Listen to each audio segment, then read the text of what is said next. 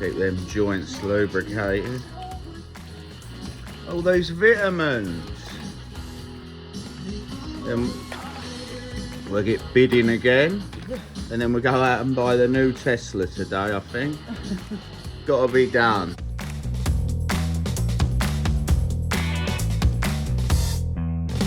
You are watching 80s and 90s Retro Collector. Ladies and gentlemen, welcome to the 80s and 90s Retro Collector.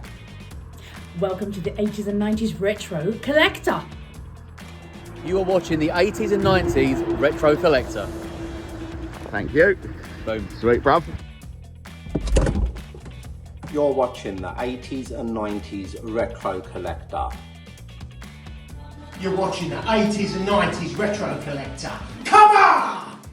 Hello, it's me, Brawling Badger, star of Ballamoran, Drained and Essex FBI Investigates, and you are watching the 80s and 90s Retro Collector. Have fun and don't forget to like, share and subscribe and enjoy the video. Hi, my name is Daniel Egan and I'm an actor, and I was in Star Wars A Rogue One Story. I played two characters, a Death Trooper and a Partisan. And I'd like to say hello to all my fans, and especially 80s and 90s Retro Collector. Thank you. Yo, what it do? It's your boy Jay Keys. I'm here with my brother Swaley. Welcome to the 80s and 90s Retro Collector. You know what it is, guys. Go check out his page, yeah? He's killing it right now. Let's go!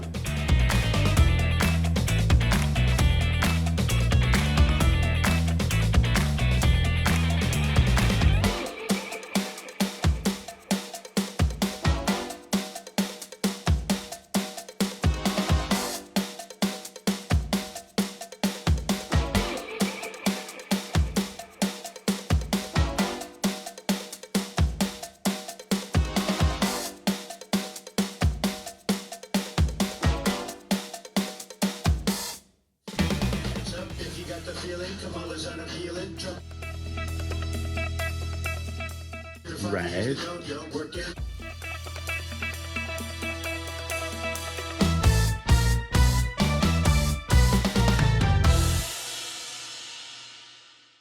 Kamala's a clown, so get out and fuck you tip around.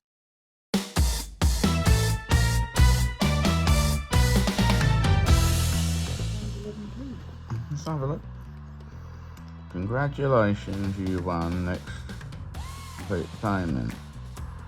Okay, so we've just won a very nice mock Repo Man that we put in 70, yeah? I put in £71. Yeah, have a look then. So it's how much we paying?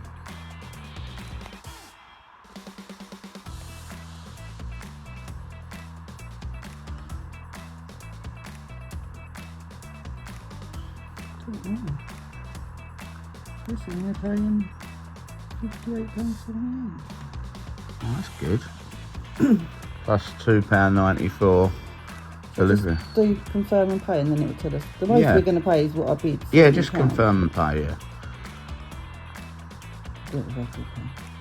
Nice start to the day. Oh, 61.11. But you put in 70. Look, that's with the the height. I don't know, but it said £58 something, and now obviously that's with postage. Okay. So we got it for £61.11. Wow, that is probably £100 less. Like it's worth £100 more than that. Boom! Okay, yeah, pay for that. Yeah, done it. Oh, £61.11. wow. So just said I was saving at the moment. See Yeah, let's see what else we can. We'll see if we can get every single figure that's. Really, is that our day? That's our day. Brilliant. Can't wait. It's gonna be. I do quite like doing the bidding thing, so Yeah. I like winning. It's gonna be a WWF Hasbro day. Oh, okay. That order combined. Check out success. So we got it for £61. 11p. I'll keep winning stuff with the 11p. Yeah. It's a lucky number. Right, so we're going to give a big boom. 3, 2, 1, boom. Boom!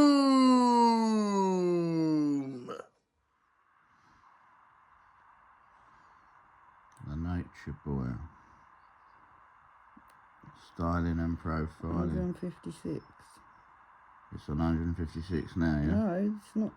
That's not the one we're watching. This is Ric Flair. I just said look up Ric Flair. Okay. 146.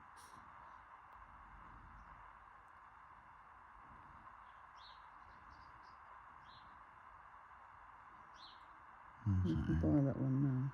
Yeah, it's no fun doing that. No. You can just buy them and it's boring, huh? Oh, you get a bargain when you win on it, and it's a good buzz when you win on it. Right, we're watching that. I know we said that you said Yeah. You want to watch it? Yeah, let's watch it. Let's watch it for 9 hours. We just stare at the phone. 9 hours of staring at the berserker. Huss. Huss. Well, how much is Ric Flair worth then? Ric Flair on a mint on card Hasbro is worth top whack 180. Oh, you're not getting a bargain on here then. No. And it's a rubbish figure as well. I mean, the card looks good, but the actual figure sucks. Yeah. Let's have a think. Who else we got? That's the one I really like, the Repo, so I'm well chuffed about that for £61. Repo Man. Let's have a look and see Adam Bomb. See if Adam Bomb, WWF Hasbro. Adam Bomb, as in bomb? Yeah. WWE one, did you say? Yeah. What? When a bomb goes off, what sound does it make? Oh, smoke. Boom! Boom. Oh, that's cheap, isn't it? Look. 380. We'll get 3 of them, shall we?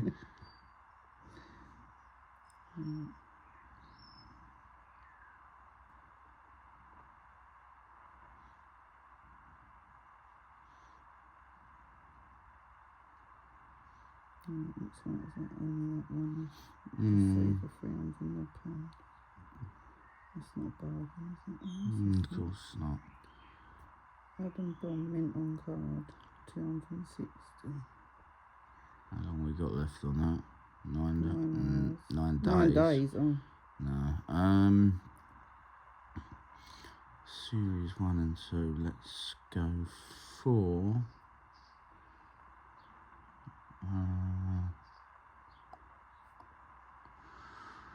Let's think. Sid Justice. Oh, you got him? Yeah. We looked him up. Oh, you got him, but not on the card. I've got him loose. Sid Justice, 146. That one, but look, it's come off there. Hasn't even got the bubble with it, has it? We could get That's that why one. It's £9.4p. We could get that one and put it in the bin.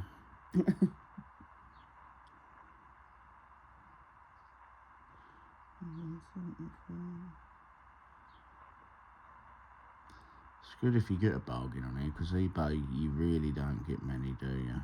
I mean, it's normally top whack prices. Well, you can buy just the card without ripped off without the figure for £5.99. Oh my days. Oh, another one. No. Right, so just Who's buying that? No one, are they? No one. So that's 130. Let's have a look at the one for 130. Oh, that might. Is that what we just bought? It's 9 days again. 9 days, yeah. I can't just sit We're too here impatient for 9 days, aren't we? I'm the most impatient person in the world. Oh, it's not fair to just leave you sitting here for 9 days without letting you have a shower or anything or get dressed. Yeah. That's enough. 67. And when's that auction end?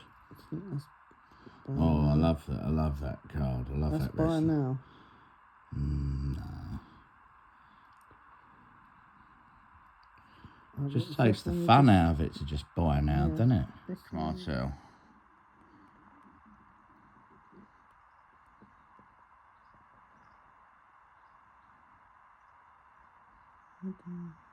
This is a card. WWF. Oh, look at him. Isn't it crazy? So without that bubble, look, it's not. So that bubble was worth quite a bit, isn't it? And it's a shame we haven't got a bubble making machine.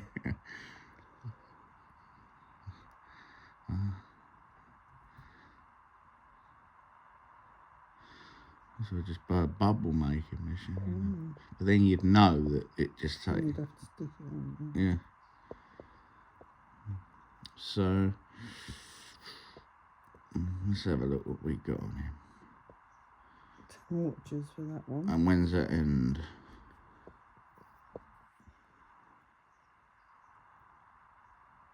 Oh, you just buy it now. Is there a button that says just take all the fun away right now?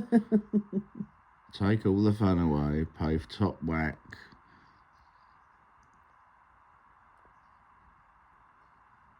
Got to say, like, there's some that I'll get because I need them for the collection, like him, but it doesn't really mean much to me. But there's ones I love, like I love Repo Man, so I'm so happy about getting him, and I love Papa Shango. Ric Flair figures, rubbish, Hasbro, but it's, you know, good one for the collection. And there's like £100. Gosh. Look at that. No one's paying that for the Model 2. If you're going to spend that much, you're going to go and get Adam Bomb, ain't you? So he's got no bids. Of course he hasn't. That's what I mean. People get so carried away on here, and they're. I mean, that's probably been on here how many years, and it'll be on here forever because no one's paying. Hold on, is that a Toys R Us sticker on the front there? Can we see? Yeah. Oh wow, that I love that, and I really want one with a Toys R Us sticker on, and that's graded. Ah, right, that's graded. That's why that's got a grade on. What grade is that? Should we watch it? How much is it? 156. Yeah, let's watch that, yeah. And that's the graded one, is it? That's the one I was just looking at, yeah. Yeah, let's have another look, see what the grade is on Oh, no, that's not. there. That's not graded, no. That's the one that you said about the sticker. Yeah, the one with the sticker that was on. that one. Let's have a look at him. And what's the grade on that underneath that heart there? Oh, what, that? Yeah.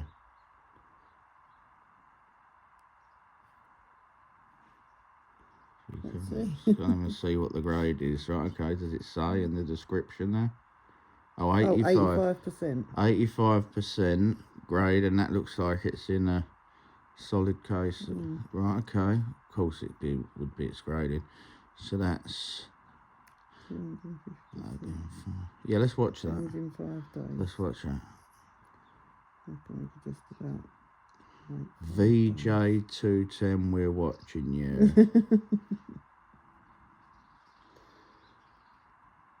need to make a drink. Yeah, my tea's gone cold.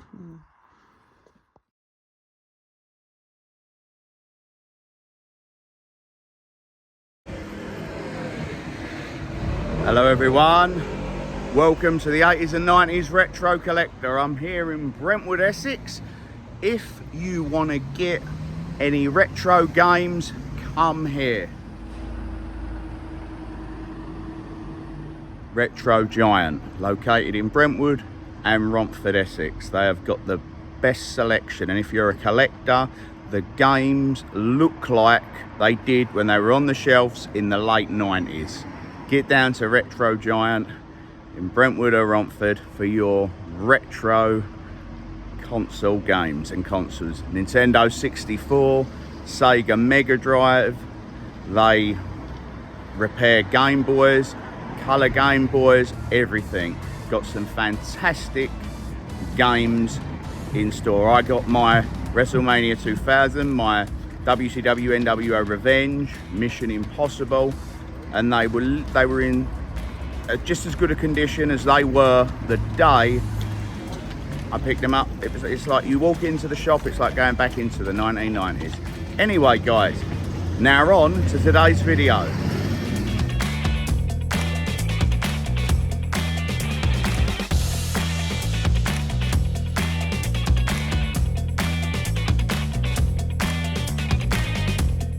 Welcome to the 80s and 90s Retro Collector.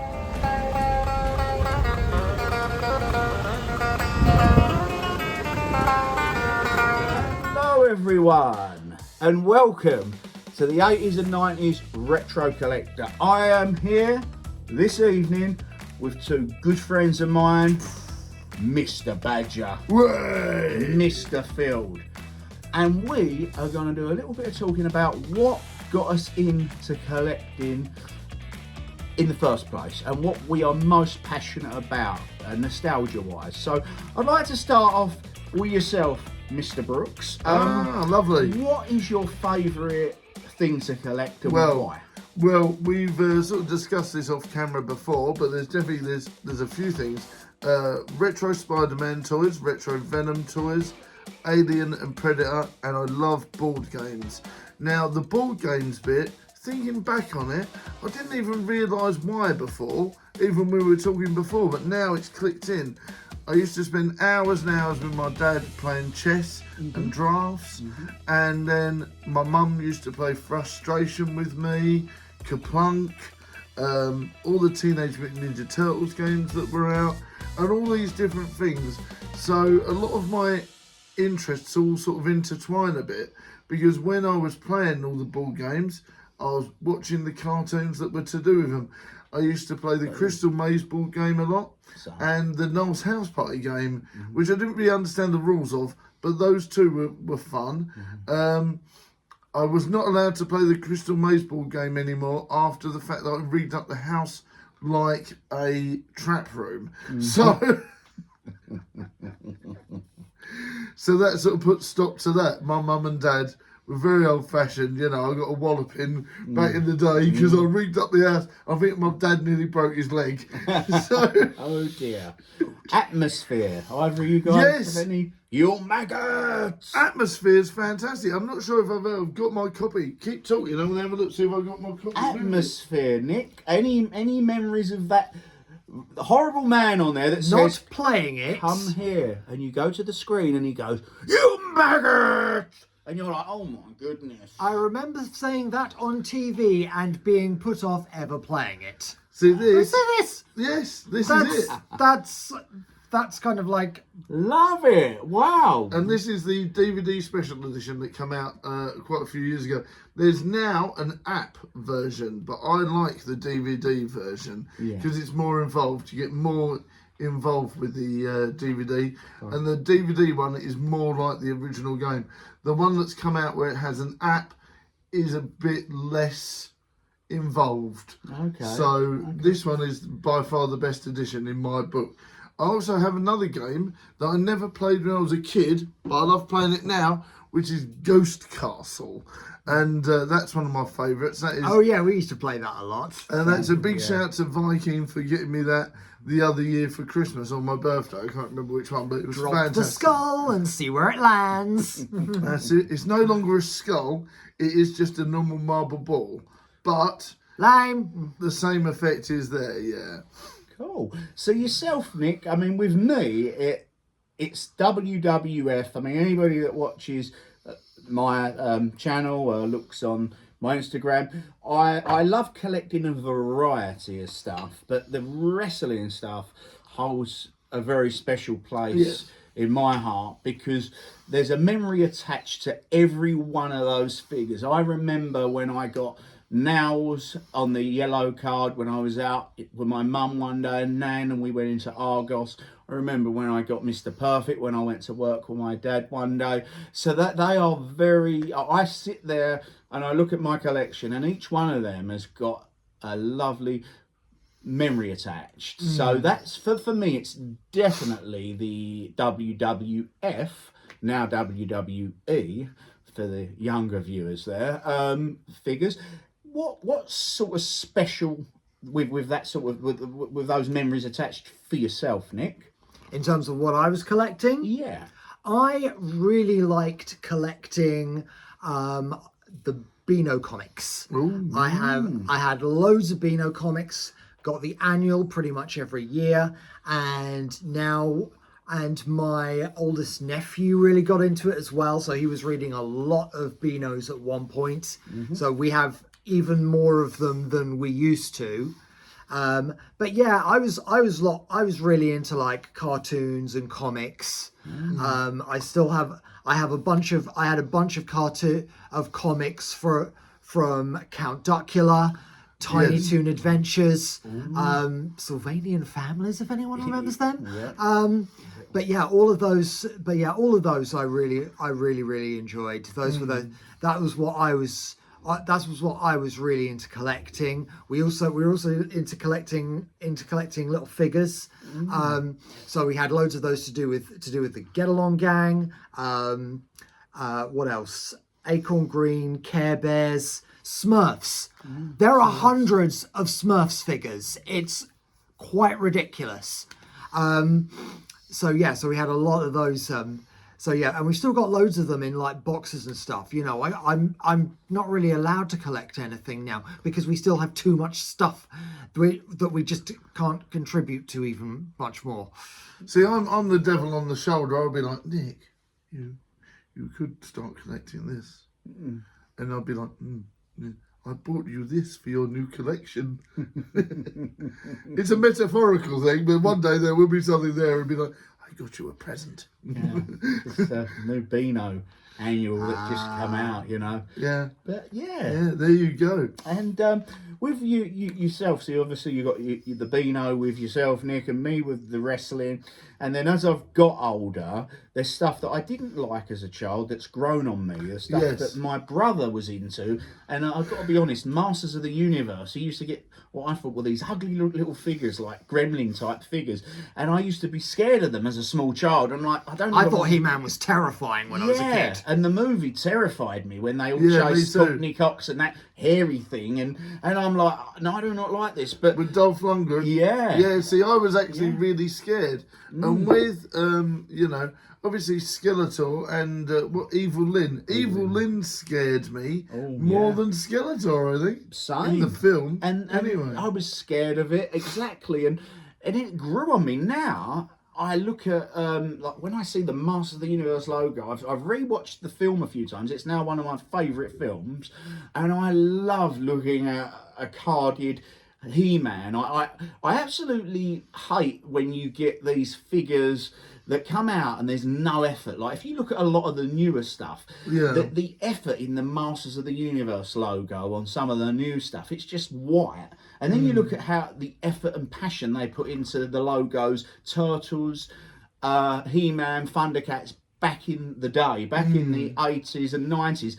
They and My Little Pony, now it feels like they've just quickly got it to, and like, let's just release. And the same with wrestling, you know. Yeah, I mean, some of the wrestling figures, I was going to say that, some of the wrestling figures now, you look at it and you have to look at who it is on the nameplate to realise who it is. Yeah. Some of the times it's really obvious, like Hogan, Ric Flair, Rowdy Roddy Piper, all that sort of stuff. That's really obvious. Yeah. But if it's like a wrestler that's like a mid-carder and they haven't really done a great render of their face, I'm like, who is this? Like, yeah, I mean, you can look at, I get some new stuff, but you look at the difference from the you know, the art on the old Turtles cards and Masters of the Universe. That's what that they've realised that's why they're now doing these reproductions, and they're exactly the same, aren't they, as the ones in the 80s and 90s, because people want that, you know. Instead of the new, no effort's gone in, it just says Master of the Universe, like somebody's painted it on, and then you've got a He-Man on there, and you're like, is that meant to be He? So do you know, that's why so many people I speak to, like, if I could just jump in a time machine and go back to 1985, you know, when the movie soundtracks, everything had more passion behind it. And do you get that? Being with the same similar age, aren't we? I mean, what I miss now, I know that a lot of them were a bit pants, but what I miss now is that when you had a big blockbuster out, you had a video game to go with it. Yeah. Even the early Marvel films had that. There was a Thor game that was to do with the first Thor. Yeah. And I think there was an Iron Man game that came out on the Wii.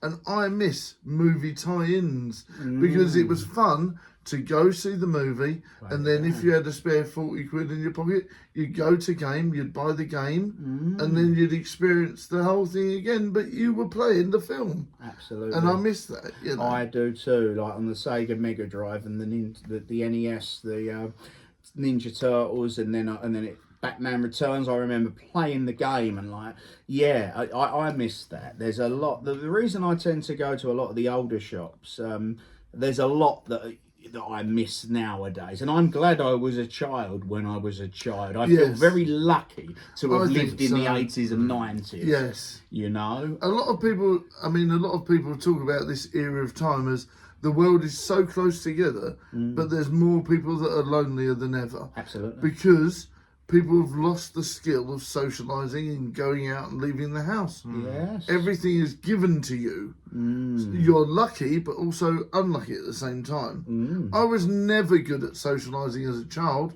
I actually had to get better at it as a teenager and an adult. Yeah. Whereas a lot of people the other way around. Yeah. But nowadays, people aren't forced is the wrong word, given the opportunity to try and meet new people and do these different things. I think if you want to meet more people online through online communities, you know, and they certainly have their place, but you want to be able to level it out by meeting in real life as well. Yes. I mean, I got to meet so many people through a Romford community forum in the noughties. And, you know, when I'd go out and we'd recognise each other from there, and we'd talk like we already knew each other, because technically we already did. So, you know, and it just helped me become so much more outgoing and sociable, which I'd never been very good at as a kid. So, you know, for various conditions that I didn't realise I had at the time. So, you know, if you are the sort of person who associates a lot with a lot of online communities, just don't lose track of meeting people in real life as well. Touching grass. Yes, exactly. And I mean, finally, and not that whole Katy Perry, I've been outside now, so I'm an outsider. No, it's... No comment. Yes. So, I've been up to the sky. I'm an astronaut. No comment. Anyway, so we're obviously actors. What is it? So's Katy Perry. I've been up. Can somebody send this guy a Katy Perry autograph picture so he can burn it? or get a kite and sort of attach it and go, yeah, you're back up there, Katy, back up with the fairies. You stay up there forever, you Satanist. Right, so what is it that got you guys into performing arts and acting? Was it your love of movies, being movie buff? Yes. Same as me, yeah. For me, like I was saying to you earlier on, I had a bit of a few bad instances. My brother died, had a bit of a bad separation, things like that. So I always said to Nick, we need to do this, don't we? I said for years to Nick, even when we were doing On the Bench before, let's do a horror film. You know, we can do it. And then what happened was I had a few bad things happen in my life. I took 6 months off YouTube, and then I come back and went, you know what, I can actually do this. S.D to it. I want to move forward with my life. and do something that I've never been brave enough to do. And that is what spurred me on. The fact that, Good for you. yeah, that is literally what made me do it, because I was like, you know what? I can't put it off any longer. If I put it off, nothing will ever happen, and I won't get to do it. And then I've done it. And we've had so many experiences already where we've had loads of fun, meeting new people, doing new things. I don't think I'd have ever met you, Swelly, unless I'd have made Nick from Monaco and Lost in the Woods and Ballamore and things like that. I don't think we'd have ever met. So it just shows you, you know, how things happen. And I wouldn't have met Nick if it wasn't for Tony introducing me to him, and getting Nick involved with playing one of our detectives in Mother's Child, which is a feature that we did. And it opens so many doors, and it's like, it's fate, isn't it? There's certain people, I think, on your journey you're meant to meet, and and it's working out good, you know. Unfortunately, like any journey, you're gonna have a few bumps in the road, but ultimately we're here now doing something we enjoy, and I hope you guys watching enjoy it, and you know, and we're very blessed to be talking about all this stuff. I mean, that was the thing with us. There's been a couple of people that were in the team that aren't now, but there's a lovely person called MX Time Bunny. She's come back into the fold, which is great. So we lost a couple and gained one back. So, you know, it's swings and roundabouts. And then obviously now we've gained you on the team as well. Thank you. Hey, and I'm loving it so far, guys. All the collabing. I think the world of you guys. I'm so pleased that we're all part of the same team and on the same side here. Now, with yourself, Nick, what was it that got you into? I mean, you're a very hard-working guy. Anybody that follow this guy on Instagram, he's on set most days, and then he'll do a radio show. Then he will go and do stand-up comedy, which is amazing. I recently watched him, and I can't wait to see him again, hopefully in Upminster. And a full-time job. And a full-time job. Yeah, I don't know if he's got a bed or a television, because I don't know if he'd have time to use either of them. But what was it that got you, my friend, we've worked together on probably 4 or 5 projects over the last 6-7 years of knowing one another. What was it that first got you involved with this? Because you were a shy child growing up, you've told me several times. I was. I mean, I did. I mean, I. The thing was, it's like I was always I was the one who could always like read with expression at school. Everybody else was reading like this, and often I'd get involved in like plays and media studies filming, because everyone else was too scared to be on camera. So a lot of the time it was like, fine, I'll do it. And I got offered a role when they did a version of A Christmas Carol. And so that was 30 years ago now. But it was about just over a decade ago when I finally took the plunge and got into voiceover work after saying years that I would actually do it. And one of the sites that I applied looking for voiceover work and joined also had bits and bobs of acting and extra work. So I thought, I'll put myself forward for this and do some networking and see what happens. And it kind of just evolved from there. So it was something that I'd kind of entertained for a long time. And then I started getting roles and people liked the performances I was putting in. You know, I mean, I haven't got my heart set on being like a Hollywood leading man or anything like that, but I really do enjoy working with upcoming producers and other actors and things like that, and it's just something that I find that I really enjoy doing. And you're very good at it. You can play a wide variety of characters. I mean, I've seen you play a hard-faced detective in Mother's Child, which is currently on Prime Video, guys, check it out. And I've also seen you play so many different roles. I mean, you played a coach, didn't you? And you are a teacher. You've played. Well, I mean, is there any roles you haven't played? You've pretty much covered. You know, you're the most versatile actor that I've worked with. I played heads of crime syndicates, and I have one. And I've got a couple more coming out. There's another one called Mega Twisters, in which I played a scientist. Okay. And I think the thing is, when you're acting, you kind of have to see what roles fit you. So I get casted a lot as police officers, teachers, therapists, because that's the kind of impression that I bring across. And when you are an actor, you know, there is nothing wrong with kind of leaning into what people see you as, at least to begin with, because you will get more work that way. Yeah. See, tell us what kind of role. Tell us in the comments what kind of roles Badger would be cast as. Now, as you know, I'd love to hear. 9 times out of 10, it's homeless man. But I do it well. There's a market for playing homeless people. I do it well. Eccentric mental patient, I think, is going to be one I want to go for. Homeless man, eccentric mental patient, eccentric billionaire, I think would be perfect. I would love to play as a wrestler. I think that would be great. You would be a great wrestler. You have a great look, and we've definitely got to get you involved with a team effort. Yes, indeed. You have got to be one of our wrestlers, because you have got some pretty cool tattoos. Thank you. I saw the Batman one before, but I didn't notice this and this alien. And show them the Batman for the people that haven't seen. And it's Batman 89 and Michael Keaton. That is absolutely amazing. I love it. I really want that tattoo. Yeah. Just, you know, like, I love it. So I think, you know, there's different ones, but I also, here's a bit of a plug here and there, but Knock Knock Special Edition Director's Cut. I actually, in that, I play a serial killer called, obviously, Knock Knock. And, you know, I think that was one of my favourite roles so far. I was able to channel my inner Jason, and I really loved it. And people are asking for the sequel, and I'm like, crumbs, I'm going to do a sequel to this. Please do. Yeah. Please do. But that was one of my favourite roles so far, was playing a sort of slasher villain.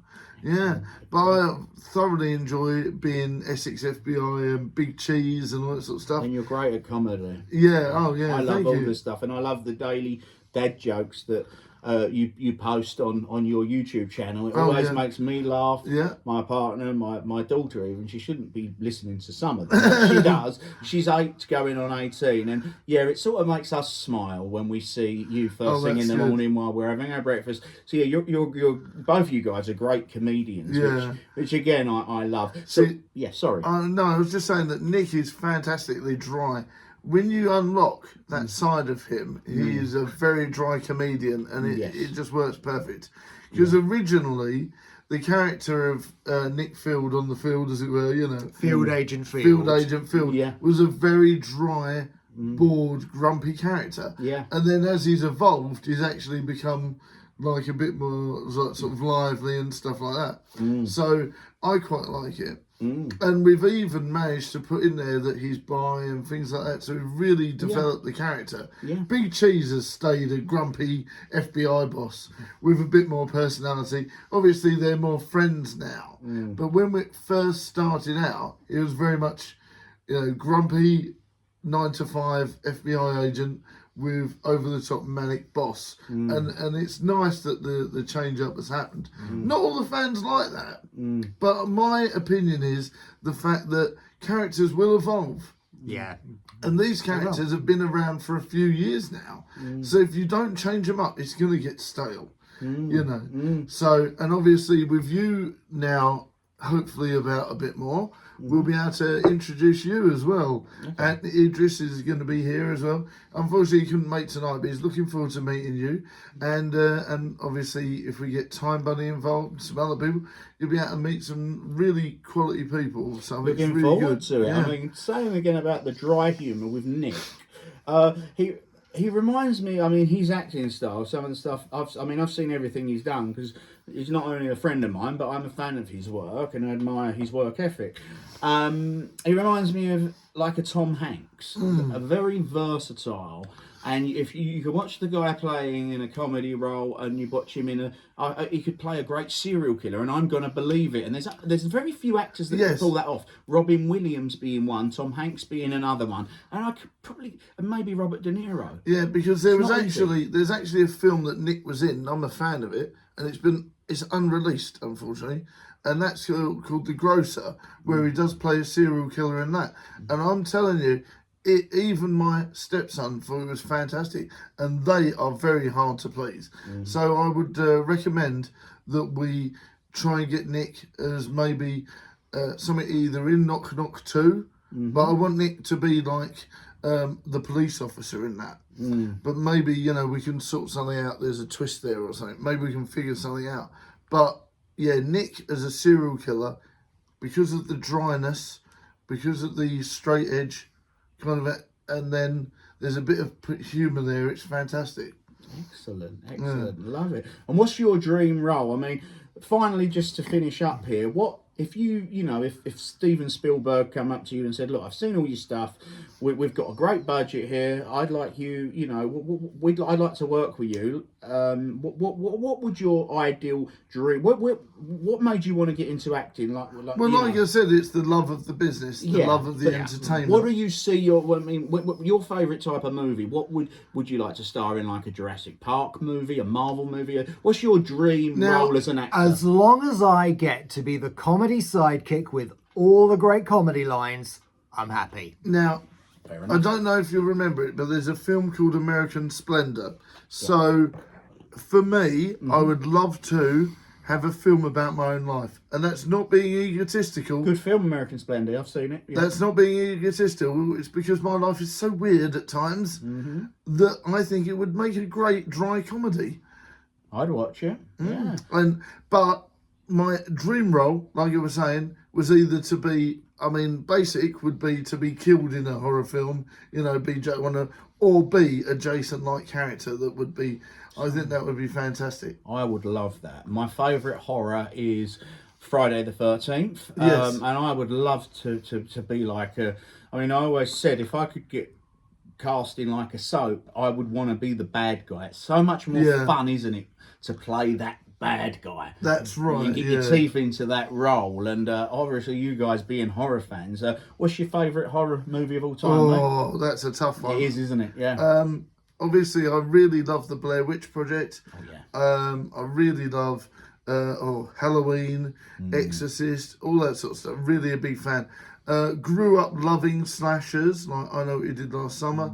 I would say my ultimate film is not necessarily one film, but the Scream quadrilogy. That's what I would say would be mine as well. Just because I really like it's satirical, but also has all the tension of the films that it's aware of. That's it. Yeah. What about you, Sweeney? My favourite horror from I've got a favourite from 70s, 80s, 90s. I like Carrie. That was actually John Travolta's debut film. Yeah. Proper film. He was the boy in the bubble before that.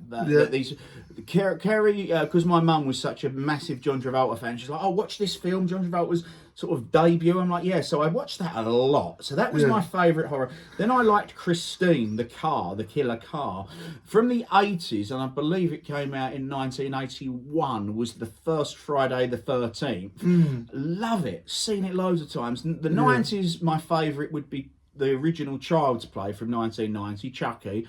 Again, seen it so many times, love it. From 2000, I Know What You Did Last Summer. That's it. 96, so with the early 90s, it's Child's Play. 96 on was definitely Scream. Love Scream. Yep. Love all the Scream movies. And we got a new one coming out, and there's a new I Know What You Did Last Summer coming out as well. Oh wow, I didn't know that. And a new Final Destination. Yeah. Saw that at the train station yesterday. So lucky you didn't get squished. Yes.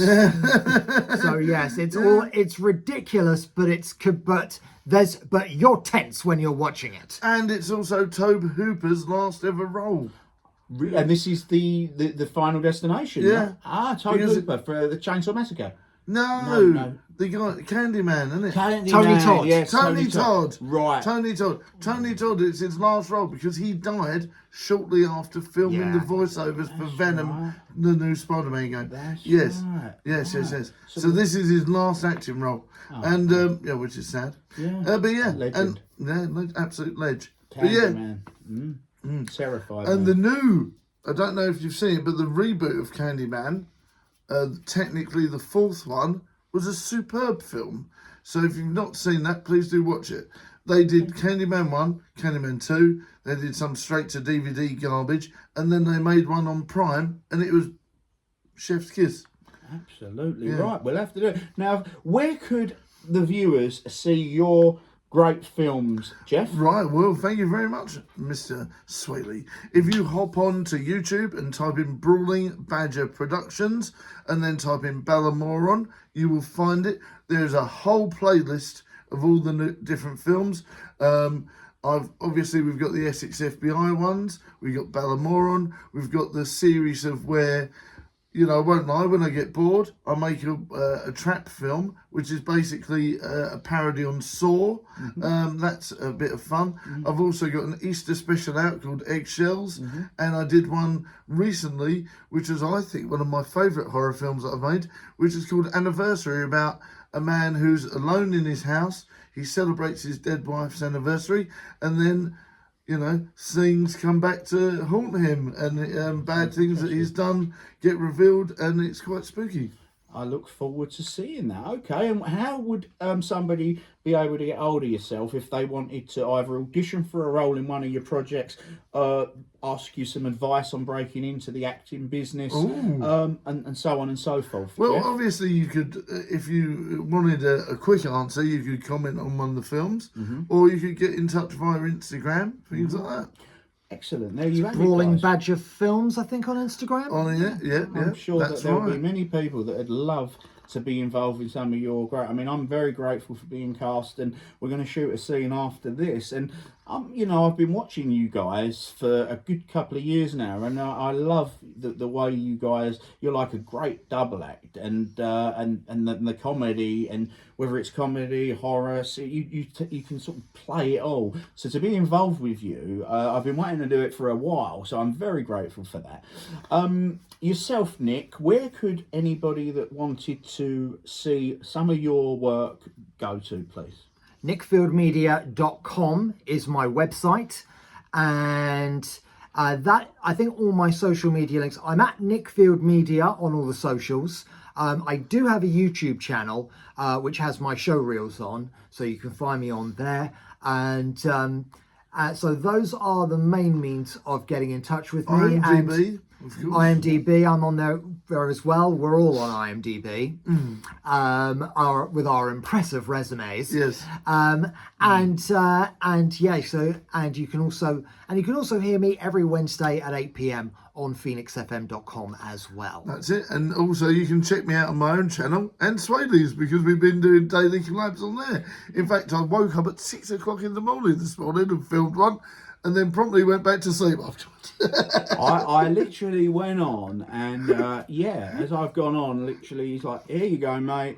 I'm like, wow, okay, that was good timing. And always enjoy watching your stuff, and I know all the viewers do. They, you know, and it's it's good fun. Thank you, everybody, for watching. I hope you enjoyed this chat, and many more to come, hopefully. And we'll see you all next time. Yeah, leave your thoughts in the comments, guys. Please give us a like and subscribe.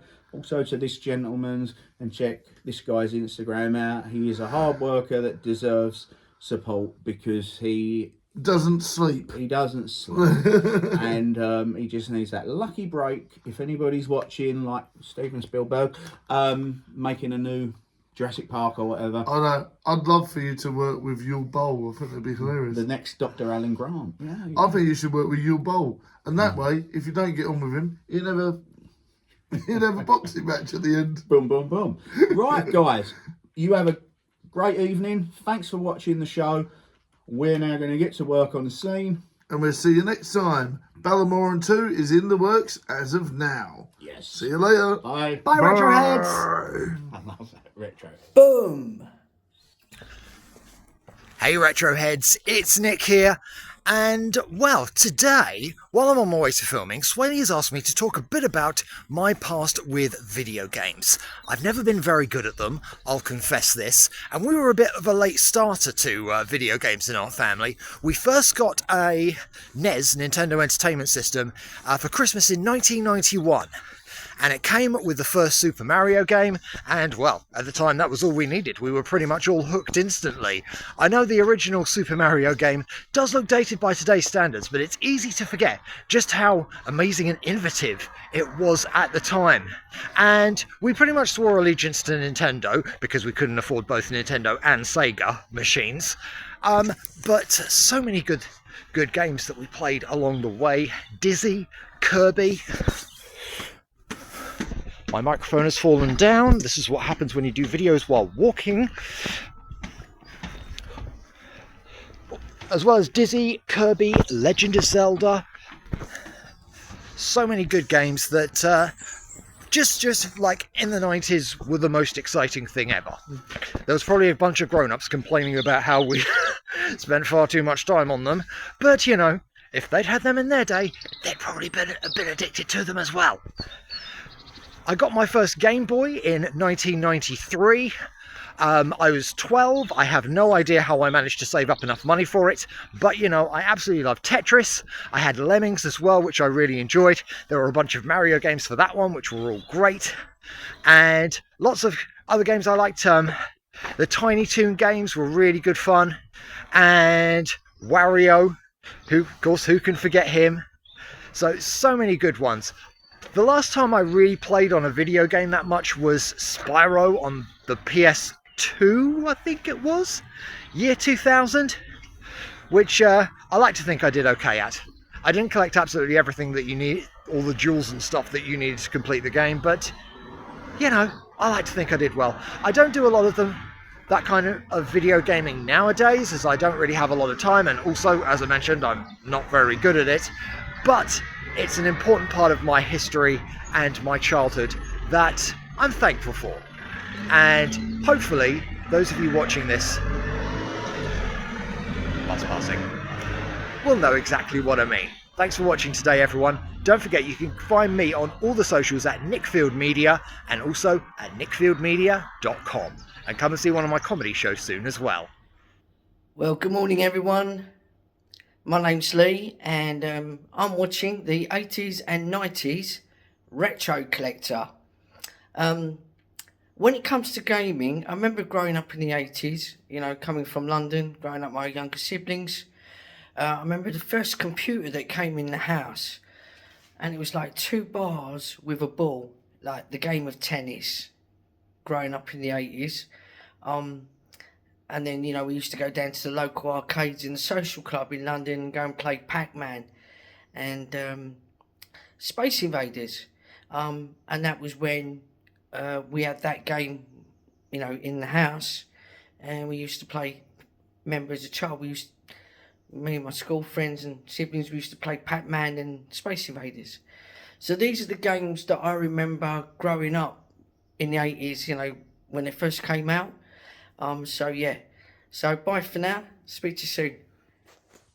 Hello Balmy Badger Army, this is the 80s and 90s Retro Collector, and this is the Brawling Badger and Viking, and we're here for a lovely little collab about Thundercats. Please don't forget to subscribe to Brawling Badger Film Productions or Brawling Badger Productions, and make sure to click the like bells and everything, and make sure to say hi to Swaley, Nick and the Badger in the comments. Viking's here, and she's going to tell us all about her Thundercats collection growing up. I was a big fan of Thundercats back in the day, and I loved having all the different toys. My favourite toy was the Lino sword that I used to bash the absolute snot out of everything. Did you have the one that made the noise, or did you have the one that actually extended? I had the one that made the noises. My mum threw it away, and I've never got it again. Sad time. It's very sad times. So if anyone wants to help me get a new retro Lino sword, my life would be a better place. I don't think mine would be, because you'd be running around going like, ho! Right, that's enough from me. But yeah, if you guys want to ever help donate towards me getting a new Lino sword, I would be so much better for it. Even if it was one of the newer ones, I'd be happy. oh, good Lord, no. Ugh. Anyway, No, that's enough about me. no. Viking's going to take over and talk all about her retro collection, and we have a little example of it right now. My little example. I want to take a guess at what my little example would be. It would probably be my favourite little character. Snarf. Snarf. Snarf. Okay, it's all faded and everything. Well, we had to, I had to, because eyesight is terrible when you get older. It's like a 1986. This is original stuff, and he is mine. He was mine from when I was about 7 or 8, and I got him for Christmas because I was very much a tomboy. So for my birthday, because unfortunately it falls in December, I used to get girly things and stuff that I'd just go, that's nice, and then just sit there and hope for Christmas is good. You have like the really cool like aunties and uncles and things that go, oh, they like Thundercats. I've got more. Apparently my mum says that they're not in the loft, she threw them out. And I'm really hoping that they're still in my mum's loft. Because I have a kit and cat, a lino, and I believe I can't remember what villain I had. I know I had a villain. I can't. Everyone had Mum-Ra. I didn't have Mum-Ra. I really hope she didn't chuck them away, because that's hundreds and hundreds of pounds worth of toys that we will obviously have to try and re-get. I didn't have the sword though. My Thundercats collection was actually quite small compared to my He-Man collection. My He-Man and She-Ra collection was quite large. Yes. But he's the one that he evaded everything, and he was sort of like found at the back of a cupboard. Wow. So, you know, when I was a teenager, and I just thought, well, I'll just put him in a box. And then when I moved out, I was like, oh, there he is. He can go and live in the kitchen and live in the living room. And then the cats found him and played with him. So he's very, very beaten up. But I absolutely love him. He's my favourite. He's my favourite little chap. Do you have a favourite? I did. Obviously, I had the Lino sword, Lino. I absolutely love Panthro. Panthro is awesome. Probably had a very early crush on Chitaro. Was it Chitara? Chitara. Yes. Every dad in the 80s and 90s, well, it was 80s because it was finished in the late 80s, isn't it? Every dad didn't mind watching Thundercats. They actually enjoyed Thundercats for that one reason. But I do love my Sheriff. But yeah, so let us know some of the things that you enjoyed back in the day. Yeah. Obviously, Thundercats, He-Man. I was a big fan of all sorts of stuff. Visionaries. Definitely going to do another video for... No, mine was Mask. Mask Crusaders. The thing is, I actually loved playing Mask in the playground. We used to pretend that we had all these different things, but I never had any Mask toys. I did. Did you? Had Mask toys. Yeah. Yep. I didn't have any Mask toys, but it was one of my favourites to watch. Yeah. And my poor Optimus Prime... Apparently now it's like worth £500 to £600 mint in box. Mine was absolutely smashed to hell because I used to throw it up and down and used to bash it around. I used to literally... Yeah, but you loved it. I did love it. And as an adult now, we all go back and go, I really wished I hadn't put lipstick on my Teddy Ruxpin. Which apparently should be in my mum's loft, but he has lipstick. He has lipstick on his fur. He had actual fur. Oh dear. Like, oh dear. Oh dear. See, anyone that's seen Paranormal Activity knows that there's a fantastic reference to Teddy Ruxpin. No, because I don't like it. No. Right, thank you very much everyone for watching the 80s and 90s Retro Collector. It's been a fun ride. I'm looking forward to collabing loads more with you guys. And this is the Brawling Badger. Please, please, please check out the channel. We got a new spooky horror film out called Anniversary, and it will be great to see you comment on that. Bye. Bye, and thanks for watching.